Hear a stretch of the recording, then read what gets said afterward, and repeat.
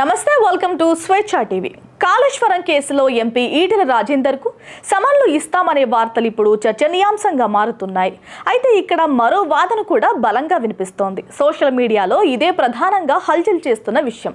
ఈటెల రాజేందర్కు ఏదైనా పదవి ఇచ్చే ముందు ఇలాంటి అపోహలు సర్క్యులేట్ సహజమే అనే ప్రచారం జరుగుతోంది. పార్టీ మారతారని ఒకసారి, కేటీఆర్ను కలిశారని ఇంకొకసారి, ఇప్పుడు కాళేశ్వరం విచారణలో భాగంగా సమన్లు అనే వార్తలు సోషల్ మీడియాలో గుప్పమంటున్నాయి. ఆయన వస్తే నష్టమని భావించిన వారంతా ఒక్కటవుతున్నారు. ఒక్క మాటలో చెప్పాలంటే విపరీతమైన కుట్రలు ఆయనపై జరుగుతుంటాయి. ఇలాంటి వాటినేమి పట్టించుకోకుండా ముందుకు వెళ్తుంటారు ఈటెల.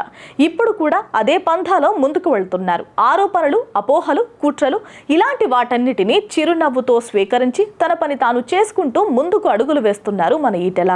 మా పార్టీ ఎదుగుదల ఇష్టం లేని వాళ్ళు, మా పార్టీ వ్యతిరేకులు ఇట్లాంటి ప్రచారాలు పుట్టిస్తారు. సోషల్ మీడియా ద్వారా అట్లాంటి గట్టాల గురించి పట్టించుకుంటారా?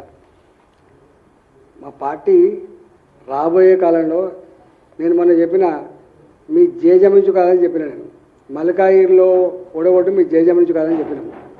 రేపు తెలంగాణ గడ్డ మీద భారతీయ జనతా పార్టీని ఓడించమనేది ఎవరి తరం కాదు, రాసిపెట్టుకోండి. రేపటి శకం భారతీయ జనతా పార్టీకి.